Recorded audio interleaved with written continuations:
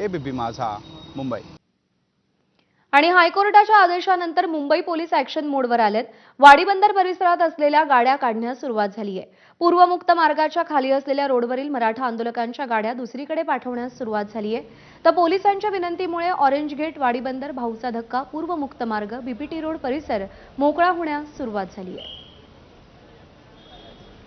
Orange gate इथे आहोत आणि इथूनच पुढे संपूर्ण परिसर जो आहे तो ईस्टर्न फ्रीवेच्या पुलाच्या खालचा भाग आहे, तो वाडी बंदरचा भाग आहे, ज्या ठिकाणी मोठ्या संख्येने मराठा आंदोलक हे थांबलेले होते, त्यांच्या गाड्या पार्क केलेल्या होत्या आणि इथून ते चालत किंवा ट्रेनने हे आझाद मैदानापर्यंत पोहोचत होते। मात्र काल ज्या प्रकारे आदेश दिलेले आहेत न्यायालयाने, त्या न्यायालयाच्या आदेशानंतर आता मुंबई पोलीस देखील या सगळ्यांना विनंती करताना दिसून येत आहेत की हा जो रस्ता आहे त्या रस्त्यावरच्या गाड्या आता पार्क ज्या केलेल्या होत्या, तुम्ही या रस्त्यावर ज्या गाड्या लावलेल्या होत्या त्या सगळ्या गाड्या ज्या आहेत त्या आता काढा इथून जो न्यायालयाचे आदेश आलेले आहेत आणि या न्यायालयाच्या आदेशानुसार आता मुंबई पोलिसांनी देखील इथे कारवाई करायला सुरुवात केलेली आहे।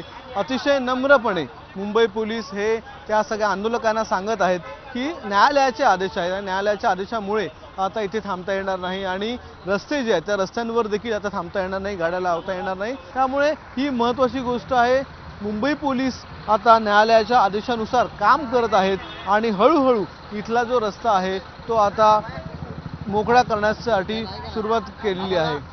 कॅमेरामन विनयसह अक्षय भाटकर, ABP माझा, मुंबई। आणि एक महत्त्वाची